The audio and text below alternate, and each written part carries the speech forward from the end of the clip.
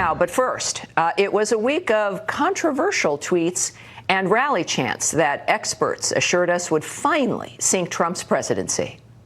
Your party's head bathing in a racist chant of "send her home" in front of incredible patriots. Good luck. Well, thank you, Donald. Thank you for helping us raise money to register more Democrats in swing states and districts around the country. I think that there's no question in my mind that Donald Trump is going to lose the popular vote in 2020. Well, it's curious then, isn't it, that as the week ends, the left and not the right is in complete disarray.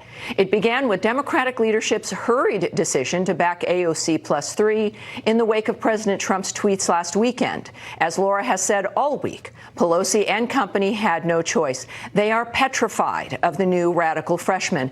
So how did the squad repay old Nance? By taking more potshots at her. Yeah, she is Speaker of the House. She can ask for a meeting to sit down with us for clarification. The fact of the knowledge is, and I've done racial justice work in our country for a long time, acknowledge the fact that we are women of color. Then squad member Ilhan Omar pushed a resolution rooted in anti-Semitism. I believe that truly achieving peace means ending this occupation. And ending the occupation means being honest when Israel takes steps to undermine the costs of peace. That speech sent high-profile House Democrats into a fit of rage. It certainly didn't help AOC and the other squad members mend fences with colleagues. The Wall Street Journal reported that on Wednesday evening, quote, 3 of the 4 squad members sought to patch up relations with other Democratic freshmen and requested a meeting over drinks. It did little to mend relations. Trump's spidey senses must have been tingling. He said this before leaving for New Jersey today. I think these 4 congressmen, and I could say some worse than others, but if you look at the statements they've made, when they call the people of our country and our country garbage, when they hit Israel the way they've hit Israel, so hard, so horrible, I think to me that's a disgrace, and we should never forget it. We're dealing with people that hate our country. Meanwhile, 2020 Democrats struggle to get anyone's attention. Unable to run against Trump's economic success, they play for headlines by worshiping at the altar of woke socialism. Raise your hand if your government plan would provide coverage for undocumented immigrants. I believe that we must make public colleges and universities tuition-free and eliminate student debt, and we do that by placing a tax on Wall Street. I firmly support Congresswoman Jackson Lee's bill to create a commission to study reparations. Medicare for all means that everyone will have access to health care and cost will not be a barrier. Those Looney Tunes make Clinton advisor Paul Begala look like a rational adult. They're so busy talking about how they want to outlaw private health insurance, which is a total loser. I don't understand this. Focus on Trump. He is, I think, the worst thing could ever happen in this country. And he's right there damaging everything that Democrats believe in. And instead of doing that, they're playing some sort of purity game to be the most leftist. I think it's crazy. The publication Axios traveled to Warren, Michigan to talk to swing voters there. Trump won Michigan, as you will recall, in 2016. One man they spoke to named Anthony said the following.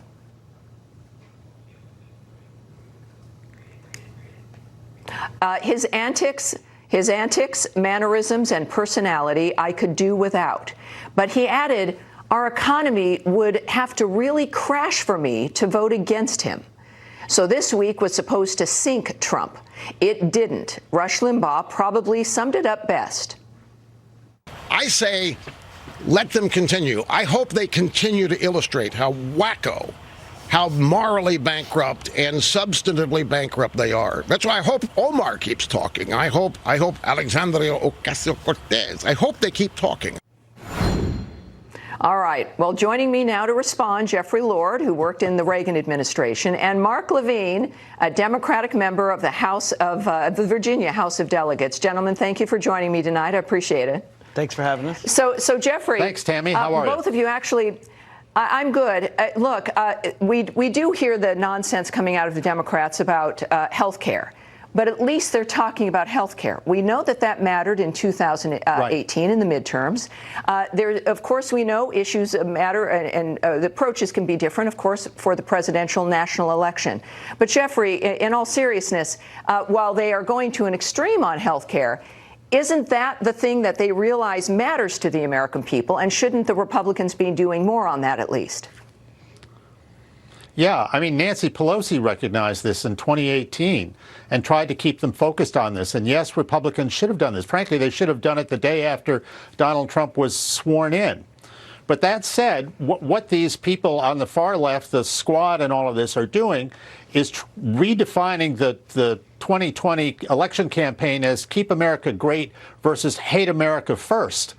And you can bet that the Nancy Pelosi's in their caucus are seriously upset with all of this. They don't want to get anywhere near this kind of thing because they know it's political craziness. Yeah, I'll tell you, Mark, and we saw this leading up to the Trump rally. We saw the Speaker of the House try to distance herself with those four freshmen, and she did an effective job. Representative Clay joined in and was moving them away as well. They know, we've seen through at least one internal Democratic poll leaked to Axios, that they are toxic. The talk of socialism is toxic for the Democrats with Trump swing voters. Are you at all concerned, like Paul Begala is, about the nature of how they're talking about issues and how it's clear that Democratic leadership, if there is any, doesn't seem to have any pull with these individuals? What's your take on that? These are four members of Congress. They represent their districts. They are giving their opinion and representing their people. They have every right to do that. They don't represent the Democratic Party. They represent themselves. And that's fine. They should do that. What you'll find is Democrats are talking about health care. We're talking about ways to get health care prices down. We're talking about ways to expand Medicare, which most Americans still like. Republicans want to cut Medicare. Other than that, they have no health care plan at all, except to keep prices going up. These are issues that Americans care about. And Donald Trump, rather than focusing on issues, is just trying to be as racist as he can possibly be. He's not attacking AOC on what she says. He's saying send her back to where she came from, including these people, these members of Congress who were born in the United States, who had family here longer than Donald Trump had here. If he would focus on the issues rather than racism, he would do better. Mark. So what we do know, of course, even as this fight started, Jeff, 1 second. As this fight began, the president's approval rating has gone up. There is clearly still an issue that exists when it comes to how these women are handling their job, and they're there to represent and to work as a group, right? You're supposed to work with people. If you wanted to just be speaking for yourself, maybe you would run for a local city council and have that influence. So, Jeffrey, what's your response to that kind of? My response is that this. My response that about race, Tammy, what the squad is saying, they want to be judged on their skin color. And there is a cultural problem in the Democratic Party for its entire existence. This is a political party that wrote 6 political platforms supporting slavery, 20 supporting segregation. Now they've moved on to identity politics, which, as I always say, is the son of segregation. So Republicans have taken that over. This is the party with the problem of race. No, I mean, come on. For 60 years, these people right this minute. They've switched sides. I think the Democrats are the same as they were in the 20s. You tell me a Republican that's demanding to be recognized for their race. Name me one. Gentlemen, here's what we know, is that the American people, it's clear with the polls that we have seen, want people to get work done for the entire nation. Congress is to come together to work together for the nation. This is not, if it was working, you wouldn't see Nancy Pelosi and Representative Clay and many others negating and pushing back on what was being said. Clearly, it's going to be a problem for 2020, not just for the presidency, but for the House of Representatives. Some of the whisper is that they could lose the House of Representatives. Mark, are you not worried about that at all?